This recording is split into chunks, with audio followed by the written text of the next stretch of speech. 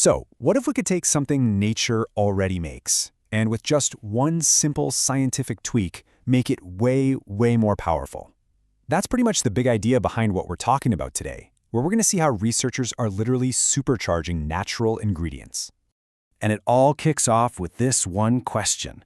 Could this little, kind of unassuming, unripe fruit, it's called a Carissa carandas, could it really hold the secret to making better, more natural preservatives?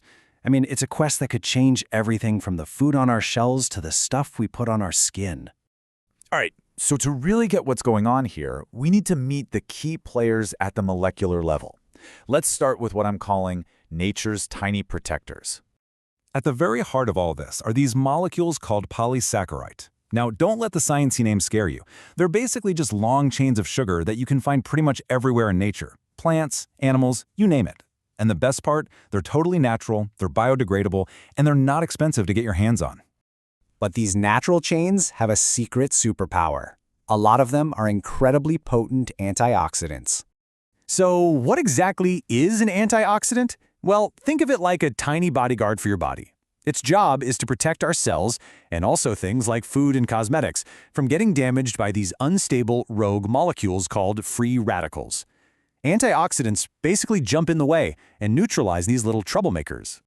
And that leads us right to the big challenge these scientists decided to take on. They knew these natural antioxidants were good, but they had a hunch they could be a whole lot better. So this became the driving force behind their whole experiment. Nature gave us this amazing starting point, right? But what if we added a little human ingenuity to the mix? Could we actually supercharge these natural bodyguards? Now, people have tried to boost these molecules before, using all sorts of methods. But, there's always a catch. These older techniques are often super expensive, they're complicated, they take forever, and a lot of them aren't exactly great for the environment. The world really needed a simpler, better, and greener way to do it. And that need for a better method is exactly what led them to this very specific and, well, very fruitful experiment. Remember that little fruit from the beginning? Well, the researchers figured out that this unripe Carissa carandas fruit was a totally promising and pretty much unexplored source for these polysaccharides. So they extracted the raw stuff from the fruit, and that set the stage for their big test. Okay, so to run a good, clean experiment, you need something to compare, right? A before and an after. So they made two versions. First up, we have CCFP1. Think of that as the native or original version, straight out of the fruit. Then they made CCFP2. This is the modified one, the one they chemically tweaked, hoping to give it that supercharge. So how'd they do it? How do you supercharge a molecule? Well, they used a really simple chemical method called amidation.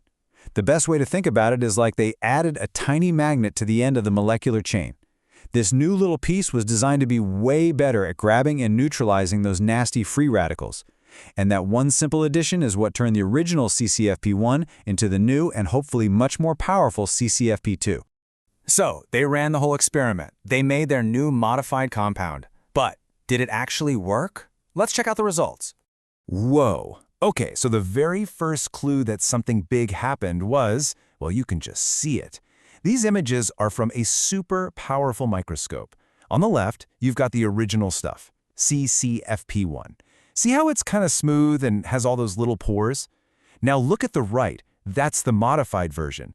The structure is completely different. The surface is all changed. I mean, it's clear a massive physical change happened.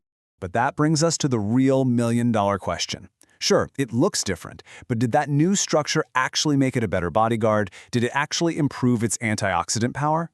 And the answer was a huge, resounding yes.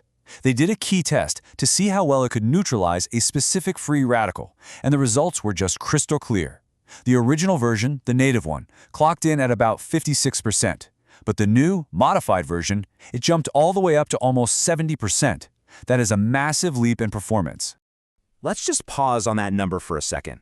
Almost 70%. That one simple chemical tweak, adding that molecular magnet, unlocked over 24% more protective power. This wasn't just a tiny improvement. It was a major, major upgrade. And it wasn't a fluke. They tested it against a different, really nasty free radical. And what happened? The exact same thing. The modified version was just way better than the original. The evidence was piling up, and it was all pointing in the same direction. So the takeaway from all the data was just undeniable. Their simple, low-cost amidation method had worked. It successfully created a much, much better antioxidant. The experiment was a huge success. Okay, so a successful lab experiment, that's great for the scientists, but why should you and I care? What does this mean for the rest of us? This is where we zoom back out and look at the big picture. Well, the potential uses here are just enormous. This supercharged natural antioxidant could be used as a way better preservative in our food, helping it last longer without needing weird synthetic chemicals. It could be a protective ingredient in our cosmetics to help shield our skin. It could even help in developing new medicines. The list goes on.